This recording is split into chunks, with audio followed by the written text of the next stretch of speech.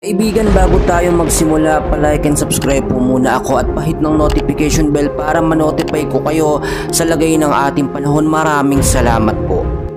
Patuloy pa rin pong kumikilos mga kaibigan. Ito nga pong si Tropical Depression Igme dito po sa may bandang northeast of Itbayat, Batanes na may layo pong 610 kilometers. And as of now, mahina ang hangin nito. Nasa 55 kilometers per hour na may bugso naman na 70 kilometers per hour pa northwestward ang kilos sa bilis po na 15 kilometers per hour. So mga kaibigan, hindi ito nagiging banta o hindi ito magiging banta na malakas na bagyo.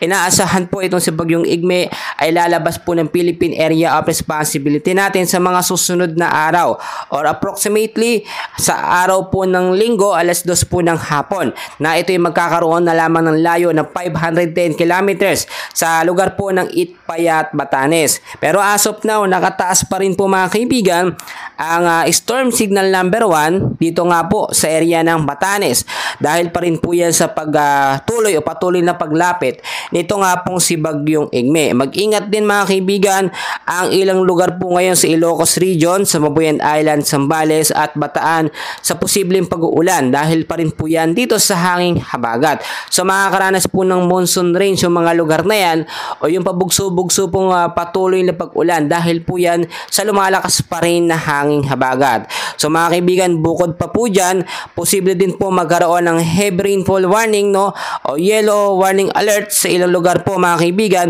dito po sa Tarlac, Bataan, Nueva Ecija, Pampanga, Bulacan, Metro Manila, Rizal, Quezon, Laguna, Batangas, Cavite at aasahan po ang pag-ulan dyan ng 1 hanggang 3 oras mas maganda pantayan natin yung lugar natin. So yung mga mababang lugar po dyan, mag-ingat po kayo sa banta ng pagbabaha at yung matataas naman sa banta po ng landslide especially mga mountainous area, mag-ingat po kayo dyan dahil nga po hindi pa naman talaga totally nakakalabas itong si Bagyong Igme sa ating bansa, kaya hindi pa rin tayo dapat maging kampante.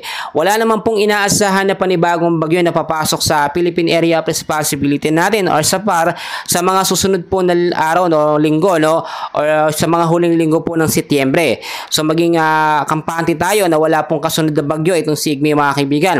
Pero ang papasok po ngayon dahil nga po patapos na rin ang retiro o patapos na ang termino nito nga pong si hanging habagat ay papasok naman po ang northeast monsoon or hanging habagat na posible pong manggaling dito po sa may bandang extreme northern Luzon. So kapag naranasan nyo na yung malamig na hangin, yan na po ang hudyat na meron na tayong hanging amihan.